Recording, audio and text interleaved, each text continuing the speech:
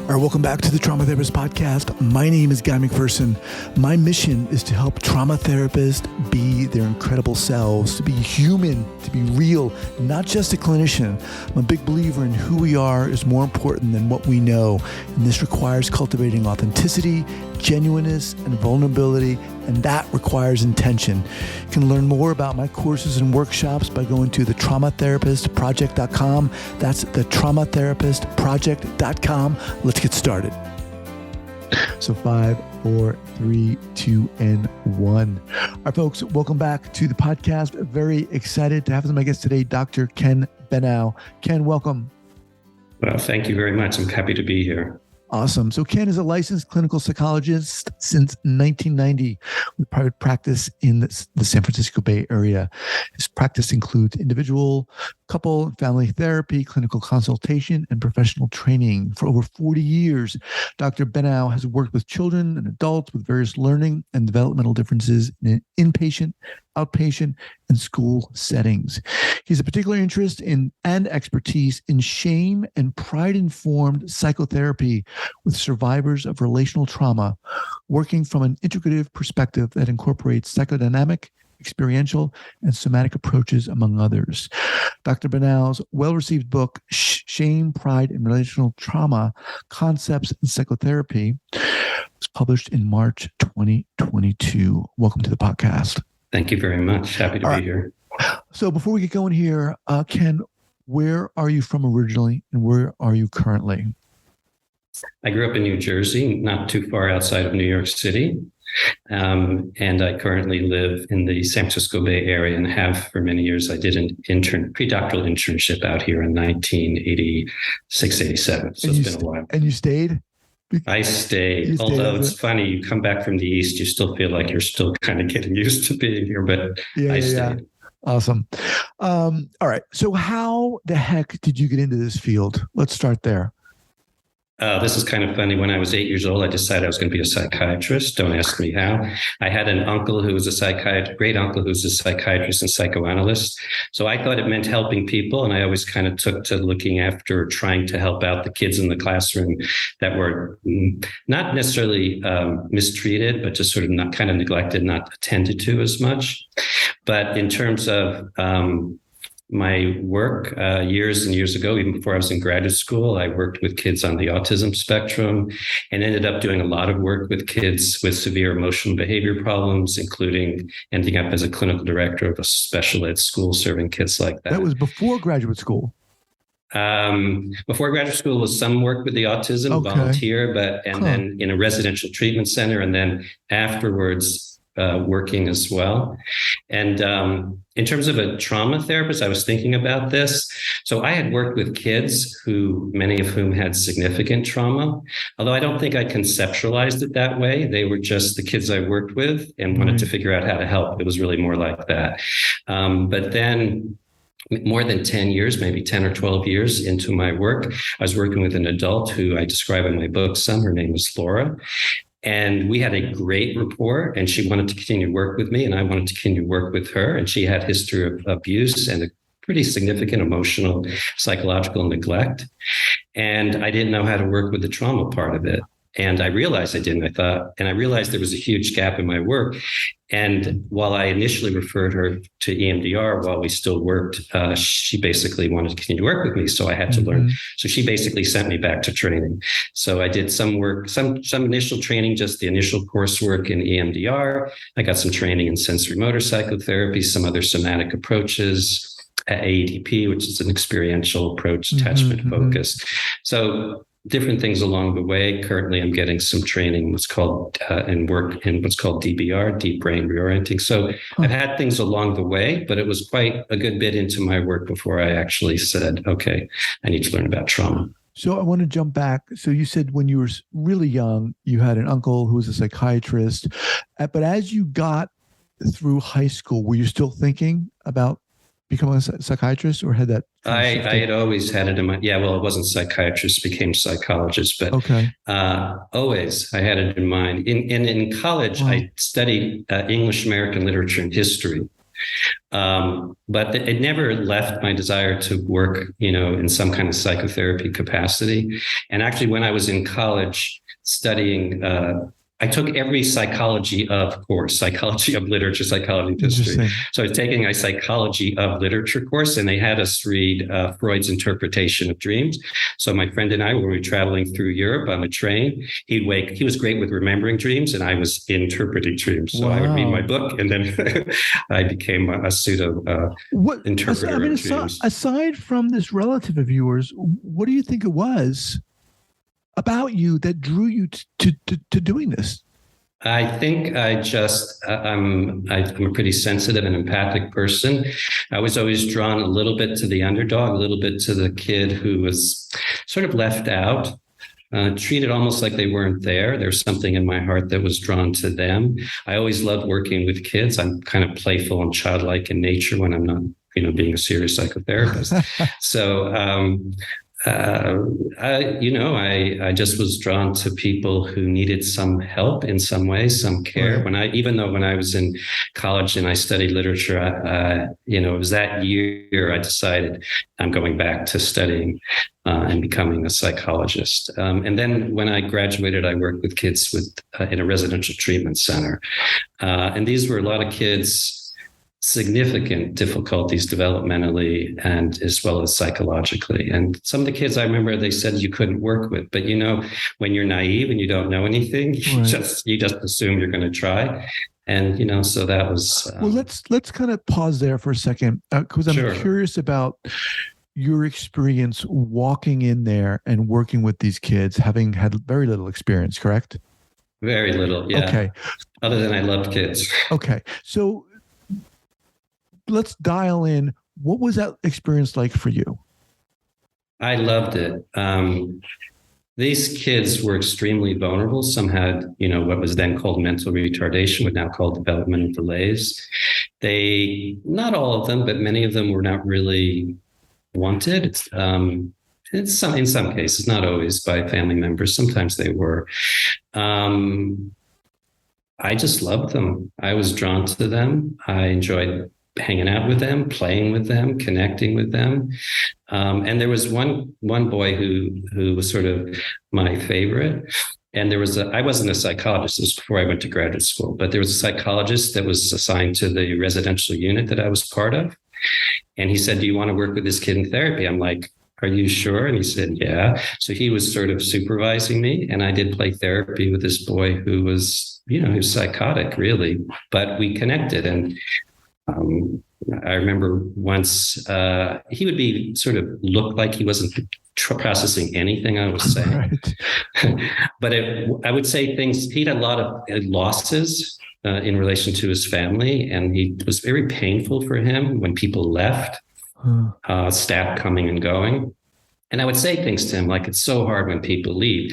I would say this and as if he didn't hear anything. I had no idea. And then at some point after a session, he walks out, he sees a friend from the unit, and this boy is crying because the psychologist, the therapist, is leaving. And he pats him on the back and he says, "It's hard when people leave." So people you get things when you have no idea things are being received and processed. What's interesting is, so that was before you went to graduate school. That was before. That was just before. So after you got out of graduate school, I'm curious about, where were you working after you got out of graduate school? I was working in what's called a day treatment program. It was a school-based setting. Okay. And I was also working in a different outpatient clinic. The outpatient clinic was more psychoanalytic, psychodynamically oriented. And the school-based setting was just, rough and tumble, kids from all over, kids who were not making it in the school system and some who'd gotten in trouble with the law, some who just had significant learning and emotional problems. So I did that for a little bit. And I ended up then in a setting, it was a comprehensive setting. So it had a school setting and it had outpatient therapy. and testing and all that. Initially, I was doing therapy and testing, but they had a school for kids with special needs. And they used to have what they call mild kids with learning issues, but not behavioral problems. And they started having kids more and more behavioral problems. And they asked me to become the clinical director of that program. And so I did that for a good 6+ years before I went into a kind of full-time private practice, mostly initially with kids, later with adults. When you got out of graduate school and was working with them, I'm curious about how you, quote unquote, work with them and engage with them relative to before you went to graduate school. Now, I ask you that because for some of us, you get out of graduate school, you're ready to go. You've got this degree, you've got all this learning, you're ready to try X, Y, and Z. What was it like for you? Well, I don't think I ever believed I was ready. I think there's always stuff to learn. I was lucky. I was in an unusual graduate program that really focused on people becoming psychotherapists. So that while I have a PhD and I did research, et cetera, the program was organized by 2 women who trained under Fritz Perls. So it was a Gestalt, experiential, and body approach. What program approach. was that? Then it was Georgia State University. It's not, I think, like that at all now. This was in Atlanta, Georgia. Okay. So they were very much about the person of the therapist and your own therapy and your own growth. And when I started working, after that, I worked for a while in the VA as part of an internship. But I think my approach was always to connect in ways that weren't necessarily based on, I was trained in experiential approaches. It's not like I had no theoretical orientation or way of thinking about the work. Right. But I think I knew enough what I didn't know, although I've learned more and more how much I don't know. But to me, it was all about connecting. And I learned a long, long time ago that kids, I think this applies to adults too, kids are kids. So it really doesn't matter, what their diagnosis is. The boy I was telling you about, he had all sorts of diagnoses. I told the psychiatrist at the time he's better off drugs than on because he was kind of a zombie. The psychiatrist, to retaliate, said, okay, I'll take him off all drugs. And we could work with him better. Wow. So I sort of go with the assumption that you can connect and find a way. I've worked with kids who were developmentally delayed, very low IQ. Someone said you have to do skills training. You can't do psychotherapy. Not true. If you don't know what you don't know, then you do it. And then you find out what you can do. Talk about, let me just remind everyone, I'm speaking with Dr. Ken Benau.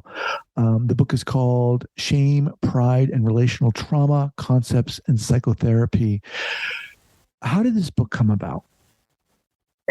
No one writes a book about shame or articles about shame without having lived it, as well as wanted to learn to help others with it. So I have a certain kind of sensitivity and introversion and empathy that I think makes me somewhat, quote, shame prone.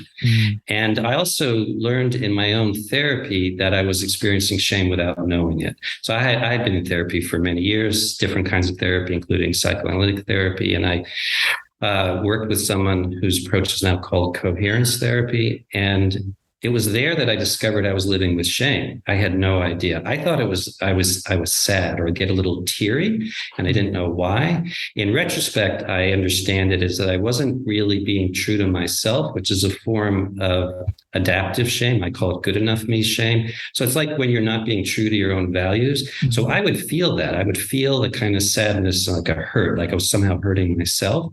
And but I didn't know that was shame. And then through the work in the therapy, I learned more and more that there were lots of different forms of shame that I was living with, some that I would call more traumatic as opposed to shame as an emotion. Okay. Wow. You're saying a lot of great stuff here, and I want to make sure we catch it here. Before we move forward here, how do you define shame?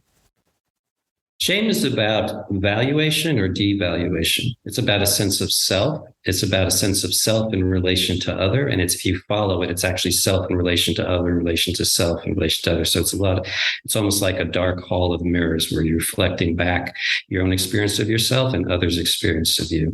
And it's always about a sense of the whole person, whereas guilt tends to be about an action. I regret doing something.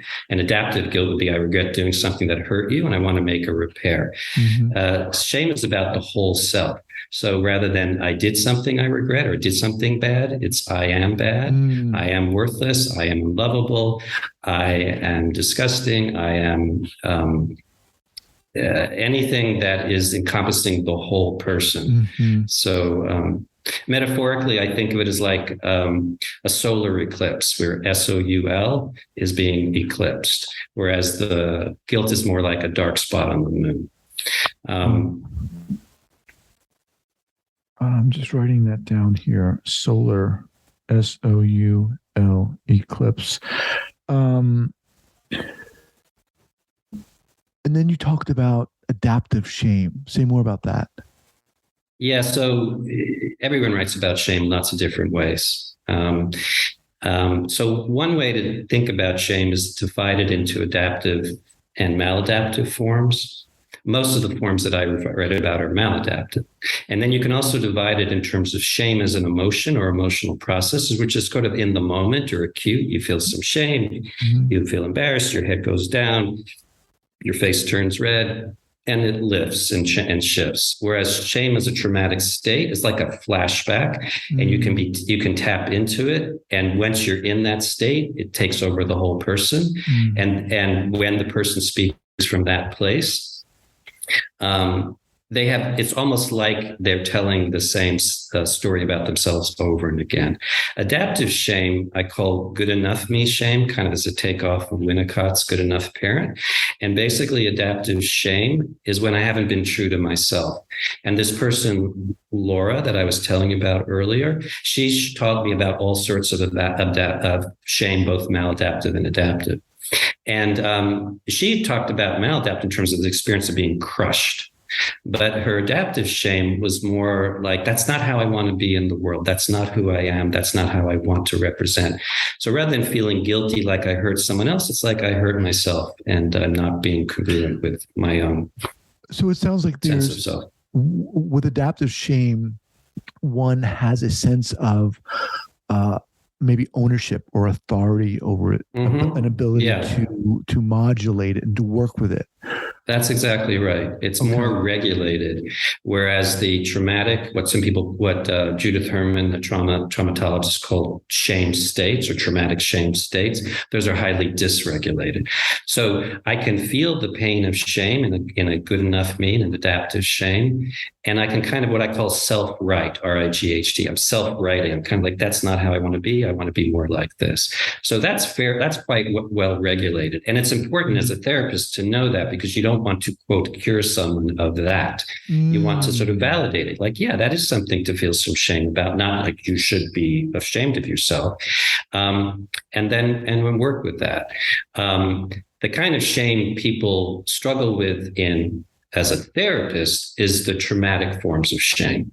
Those are the hardest, because you'd be working with someone who has qualities like this person, Laura, I was telling you about. If you met them, you say, that's a really kind person. That's a sensitive person, very smart, very professionally successful, had a good marriage, but they felt terrible about themselves. And it didn't kind of jive. It didn't make sense. And it wasn't like I could talk them out of it or say, hey, what about this quality or that quality? None of it made a difference. And it had a kind of this quality of a kind of virulence, like it's chronic, it's not changing.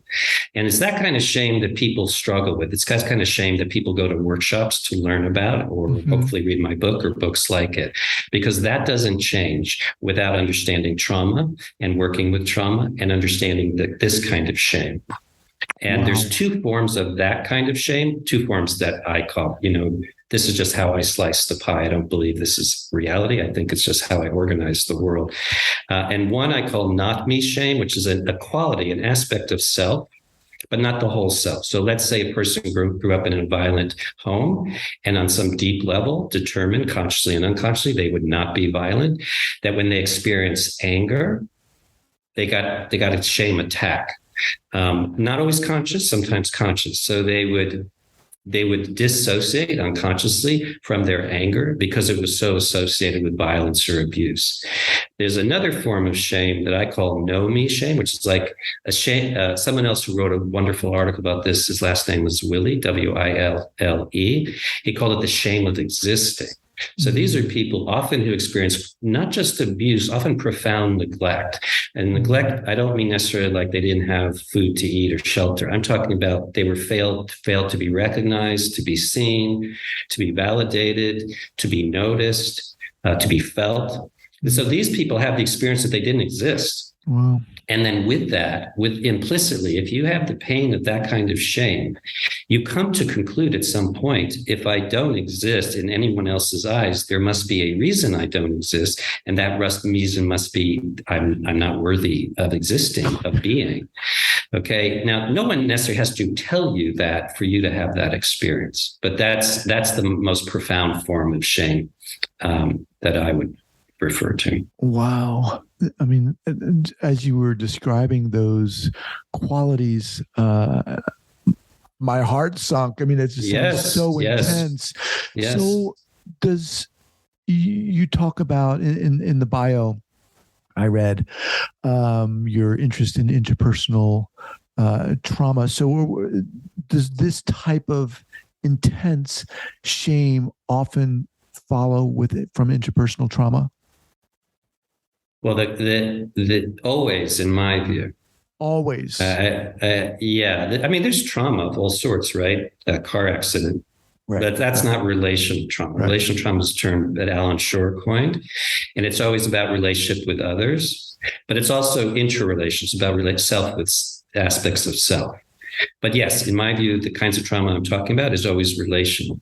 But it's complicated because when you think about shame, you tend to think about someone shaming another. You little so-and-so, I can't believe it. You're disgusting. Get out of my face. You're worthless. You're just like so-and-so, et cetera. Okay. And so this is what I would call overt, active presence shaming. And that definitely occurs for many people. And by the way, these different subtypes that I'm referring to, you can have all of them. It's not like you say, well, I just have this versus that. But then there's the shame of that I was referring to earlier, which is the shame of not being responded to. Mm-hmm. Okay. The person I was mentioning, Laura, experienced all these different kinds of shame. And one form that she experienced, the know-me shame, was that she described growing up, her mother, who you sense in retrospect must have been highly dissociated or possibly psychotic or both. And she, my patient, had the experience of being looked through as if she wasn't there. Okay. And it wasn't just her experience or memory as a child, because as an adult, married, her husband met the mother, same experience. Mm-hmm. Okay. And this person loved to fly planes. And in part came to therapy because they were quite anxious about flying planes. Are you talking about Laura? Why? Laura, yeah. Okay. Because they had this, it's kind of hard to describe it. It's a fantasy, but it's more visceral than that. And they had this fear that as though they would walk off the wing of a plane and drop. And I thought, oh, you mean drop to your death? No, cease to be. Mm-hmm. So that experience that they were describing in that way, I realized only years later. I didn't really understand. I mean, I understood what they were saying, kind of, but I only years later recognized that was their experience, as if they ceased to be, right? They were, and now they're no longer, right? So they couldn't count on a sense of self in a reliable way. Mm-hmm. So that's some of how, you kind of along the way, you sort of like, what's that? And then years later, you kind of keep working it and try to understand. I mean, with the understanding that everyone is different and each client is different, of course, how do you begin to conceptualize working with someone like this? Well, two things I want to. Yeah, right. Well, you do like anyone, right? You're there to get to know them and them to get to know you. At the same time, I'm at this point, I have like a censor up for things related to shame because no one comes to therapy. I have never met anyone comes to therapy says I'm here. Well, maybe now that they've seen about the book, they say, "Oh, I get help with shame," but people don't come to therapy for shame. Right. They come to therapy for anxiety. They come to therapy for depression. They come to therapy because they get angry or have relationship problems. But I'm always listening without trying to for things that reflect things related to shame. Mm-hmm. I feel bad about myself. I feel inadequate. I never feel like I'm measuring up. Oh, he or she can, but I can't. So there are these, or you just see them kind of drop into a state non-verbally without saying it. So I'm always listening for language that reflects that so that I can, as soon as possible, name it. Some people say don't name shame because that would be shaming. My view, it's like saying, don't name if someone's suicidal, don't name that they're suicidal. The opposite is true. It helps actually to have a way to think about it, step back from it just a little, right? Because when you're in a kind of relational trauma shame state, it's so chronic. You don't take it as anything other than fact, right? I'm lazy. Well, you look at how hard they work and in their jobs and as a parent, I'm lazy. I'm a scaredy cat. Well, they've done some really fierce, courageous things in their lives, just in terms of challenging work. So you get these discrepancies and that kind of captures your attention. The other side of it I want to be sure we talk about is pride. Most people in psychotherapy don't talk about pride. And if they do, they don't use that word. They might talk about narcissism, right? The sort of maladaptive pride, hubris, arrogance, pathological narcissism. But there's also adaptive pride. Pierre Genet writes about adaptive pride in his way when he talks about acts of triumph, where you struggle to work through traumatic experience and you come through the other side and there's a sense of I did it. That's an adaptive form of pride. And along the way, as I was trying to understand shame in relation to pride, I looked up, I'm an English major. That's what I was trained initially, way before psychology. I was an English major. So I love words, always love words and word origin. So I looked up the word proud. I want to know what the word origin of proud was. The earliest root of proud is spelled prodesse, I guess, Prodesse. Okay, it's a Latin form. PROD means for, FOR. ESSE means to be or being, right? So I thought for being. Okay, so it's not the pride of I accomplished something. This is the pride of being. It's the opposite of no being. This is the pride of being. So when I work with someone, I'm always, and this is part of my training in graduate school, which was always, it was the humanistic approach. So it's always in terms of growth, not just in terms of pathology. So when I'm listening to someone, I'm listening for who they uniquely are. Now, that could be just how they turn their head. It could be something they throw offhand, like kids, a lot of kids or young adults, they love video games. I'm not a fan. But if I'm smart, I say, what video game do you like and why? It's not what you think. It's almost never the shoot 'em up games. One person might be really interested in fantasy because they got a sense of themselves through that fantasy experience. Other people like to build, very creative. They like to build. So I'm looking for the essence of a person. And that's how I came up with the term pro being pride. It's a form of aliveness. And when the person can access their pro being, that's the most powerful antidote to shame, including the traumatic shame states. Wow. This is like a master class in working with shame and pride. It was interesting when I read your bio and pride was in there. I was like, okay, where is this coming from? What is this about? Yeah. So before I was in graduate school, I abhorred pathologizing. So the kids I worked with had all sorts of diagnoses. They were my quirky kids. That's my diagnosis, quirky kids, lovable quirky kids. So even in graduate school, when I had to take diagnosis, right, DSM, I was like wanting to figure out any other way to talk about people other than diagnosis.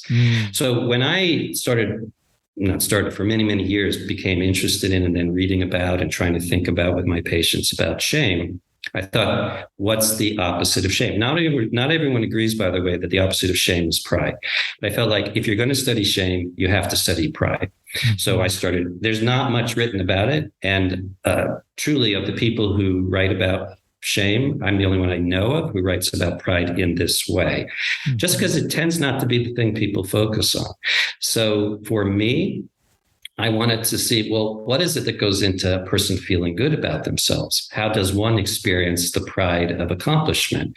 But then when I found this pro-desa, this pro-being, I thought, that's it. There's something even more profound. This is when a person just has this quality and you kind of like see or feel their light. Okay, I don't know how else to describe it, where you feel their energy. And when I'm in contact with their pro-being, I'm in contact with my own. And I feel it energetically. I feel it tingling sensations, usually in my arms. And it's not uncommon that when I'm having this sensation, the client will say spontaneously, I'm getting this tingling sensation, or I'm feeling my chest opening up, and not in a kind of, bravado kind of way, just in a kind of expansive way. And sometimes they feel a sense of oneness, a sense of greater integration with themselves or the world. And in my book, I document verbatim transcripts of sessions where they begin in traumatic shame states and they move through different processes and they end up with this experience of pro-being pride and sometimes in this experience of kind of what they call unitive consciousness, kind of like a oneness with themselves and the world. Wow. So I don't know if that answered your question. It does. And I mean, I think we can go on. I certainly can go on for a long time here. I just want to be mindful of the time here. The book again by Dr. Benau is called Shame, Pride, and Relational Trauma, Concepts in Psychotherapy. Who's the book for, Ken? It's mostly for therapists. It's mostly for trauma therapists. I've had surprisingly some quote unquote lay people say they found it really helpful. Because I think what it is I'm describing something that resonates with their own experience. So even if they're not, quote unquote, approaching it as a therapist, just as a human being, it's hard to not experience shame in some way unless you're, people who are lacking in consciences tend not to feel shame. Some people who are more narcissistically oriented tend to not feel shame, but can be driven very much by shame. But it's basically for people who experience shame or who work with people who experience shame, but mostly for therapists and mostly for trauma therapists and mostly for trauma therapists who are interested in shame and pride. So it's a particular group, but more and more people want to learn about it. So if you see workshops with shame, a lot of people sign up because of that. Right. Well, from what you said here, I think this is invaluable and would be invaluable for any therapist, and more specifically, any trauma therapist to certainly be acquainted with. Ken, what's the best way for people to get in contact with you? They can Google me. They'll see my phone number there. And you can check out my website through Psychology Today. And I also have a special site called ResearchGate, where people who publish kind of post their articles. So in there's several articles I've written about shame and pride. And obviously you can also check out my book. It's published by Routledge, and you can also get it like other places, including Amazon. Awesome. Well, fascinating. And I have to say, I think you're the first person in all the interviews I've done who really kind of dialed in and got this specific about shame, let alone shame and pride. Awesome. So glad you're here. Love to have you back at a later date. Thank you so much for being here, Ken. Thank you. Thanks for inviting me. It's been a pleasure. Take care.